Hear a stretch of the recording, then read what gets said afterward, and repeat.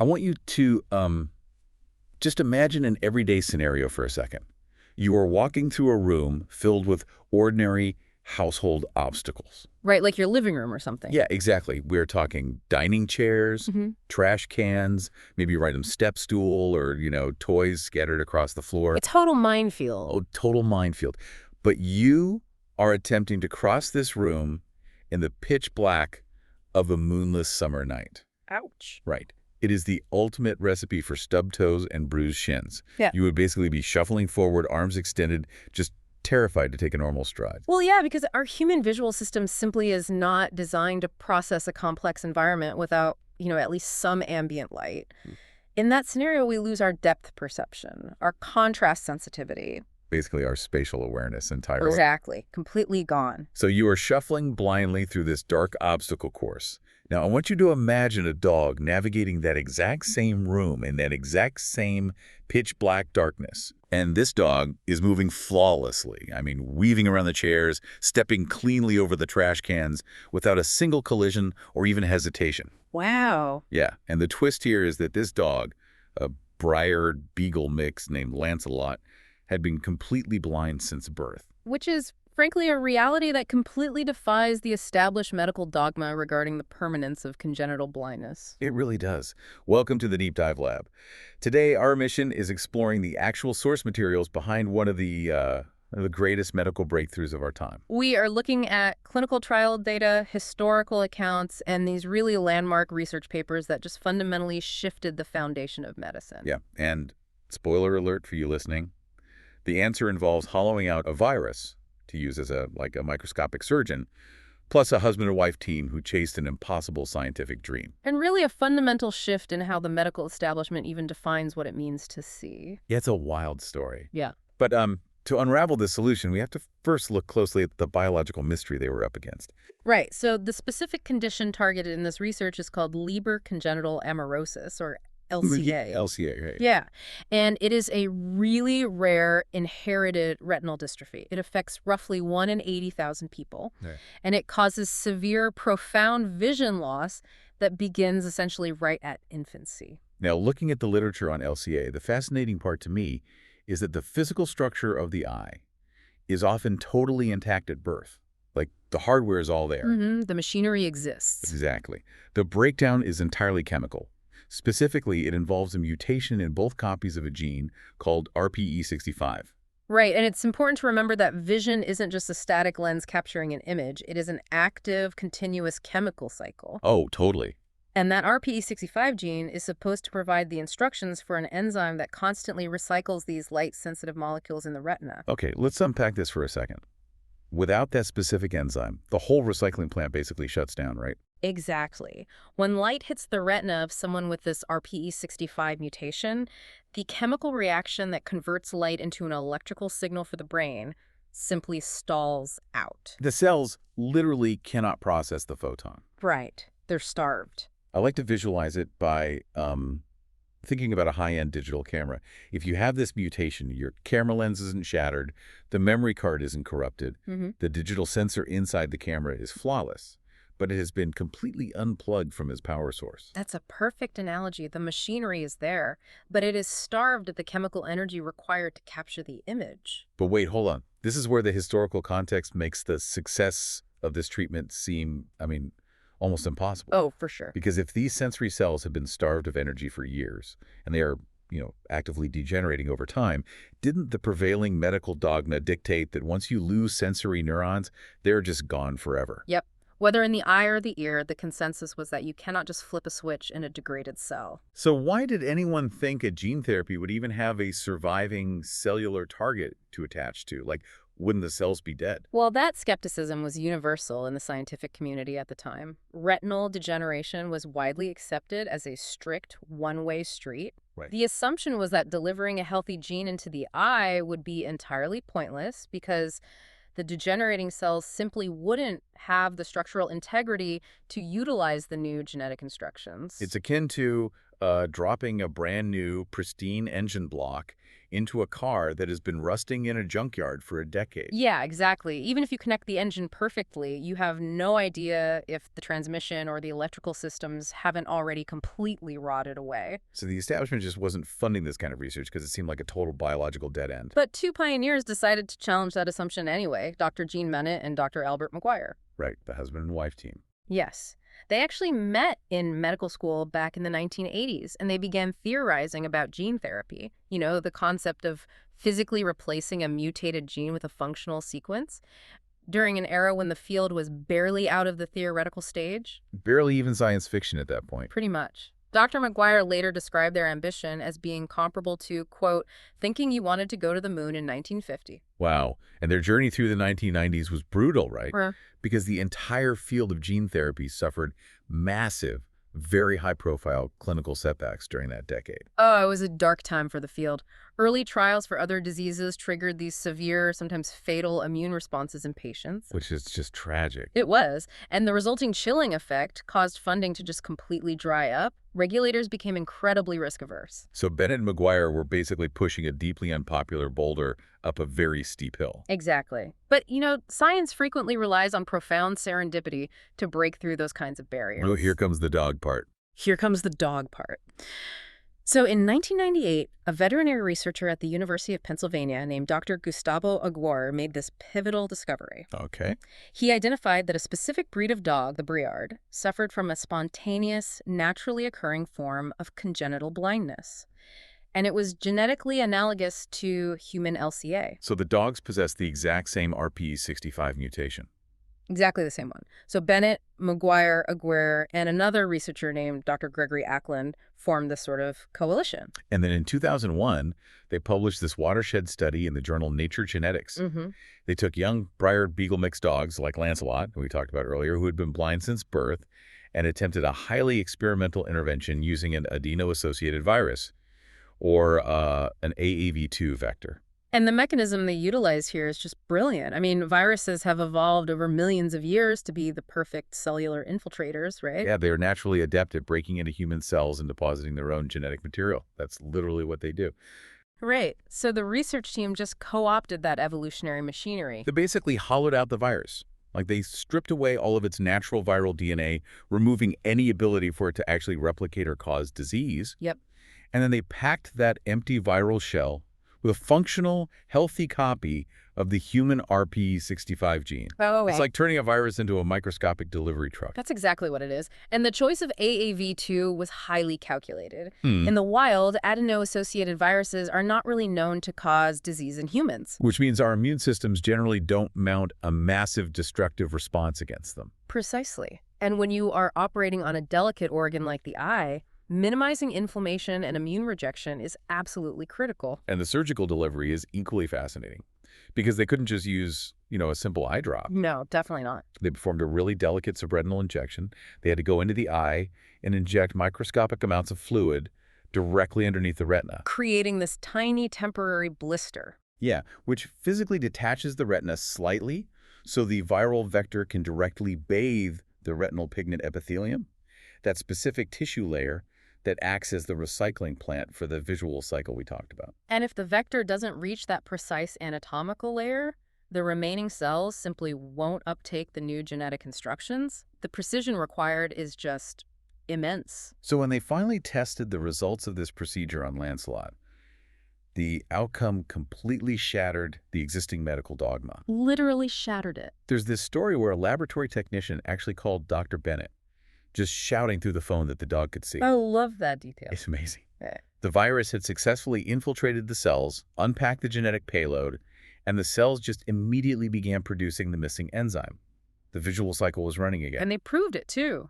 Electroretinogram tests, which quantitatively measure the electrical activity of the retina in response to light, confirmed that the visual deficit was fundamentally reversed. So the retinal cells weren't just surviving in a dormant state. They were actively functioning. Sensory neuron loss was officially proven to be reversible. Which is huge, but, Curing congenital blindness in a canine model is a monumental achievement. Translating that success across the canyon to human clinical trials, however. That requires navigating an entirely different magnitude of regulatory and manufacturing complexity. Right. Bennett and Maguire recognized they needed heavy logistical artillery, so they partnered with Dr. Katherine High. Oh, right, from CHOP. Yes, the founder of the Center for Cellular and Molecular Therapeutics at the Children's Hospital of Philadelphia, commonly known as CHOP. And she brought the specialized expertise required to manufacture the viral vector at clinical grade for human use. Exactly. And crucially, she knew how to navigate the intense FDA scrutiny surrounding gene therapies. Which was no small feat back then. Their collaboration culminated in a pivotal Phase 3 clinical trial, and the results of that were published in The Lancet, led by researchers including Dr. Stephen Russell, alongside Bennett and High. And reading through the trial data, you uncover one of the most fascinating hurdles in modern medical history. Yeah, this part blew my mind. The therapy was unequivocally working. Patients were experiencing these life-altering improvements in their daily lives.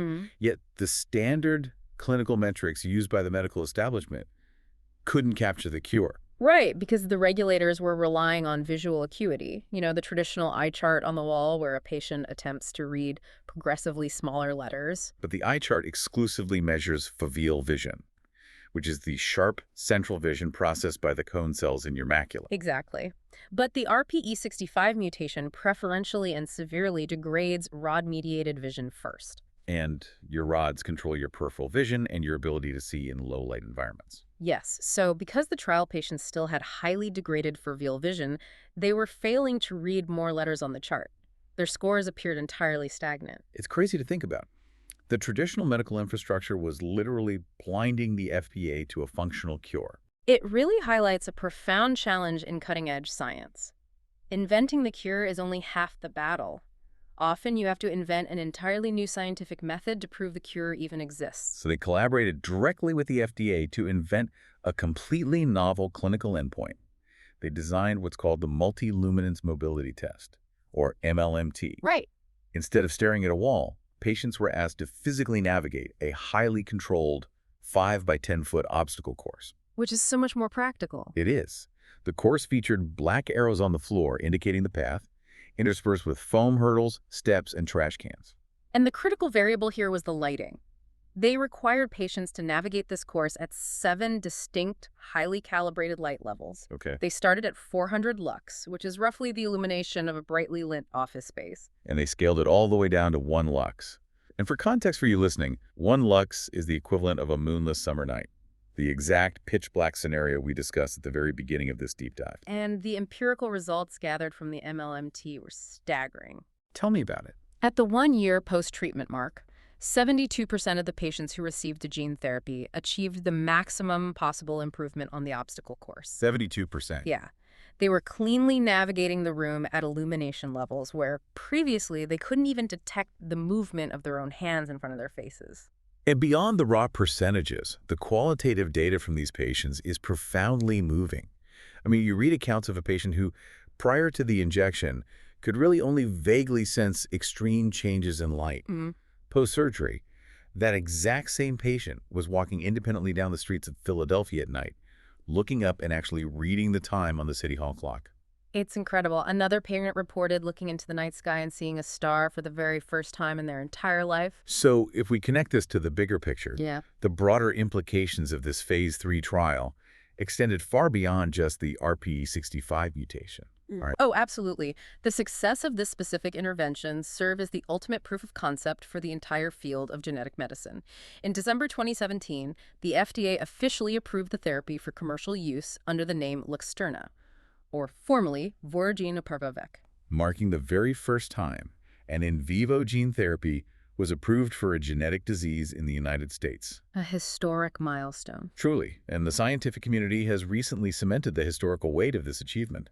Bennett, Maguire, and High just recently were awarded the 2026 Breakthrough Prize in Life Sciences for this specific research. Right, which is widely considered the Oscars of science. It carries a $3 million award, but honestly, its true value is the formal recognition that they successfully executed the moon landing they dreamed of back in the 1980s. Definitely. Luxturna established the modern blueprint for how we approach genetic disease. It proved definitively that AAV viral vectors could be deployed safely inside a living human, and crucially, that the genetic expression was highly durable. Right, because longitudinal data continues to show these patients maintaining their visual improvements years after just that single injection. Exactly. And the regulatory pathways they hacked out of the wilderness, establishing the MLMT, validating the vector manufacturing processes, proving long-term safety, it basically opened the floodgates. We can trace a direct line from Luxturna to the subsequent approvals of AAV-based therapies for things like spinal muscular atrophy and severe hemophilia. Furthermore, it catalyzed a massive influx of research capital, spurring over 140 new clinical trials specifically targeting other forms of inherited retinal diseases. But of course, as with any paradigm-shifting technology, the science eventually collides with real-world economics. Yes. The financial side. Yeah.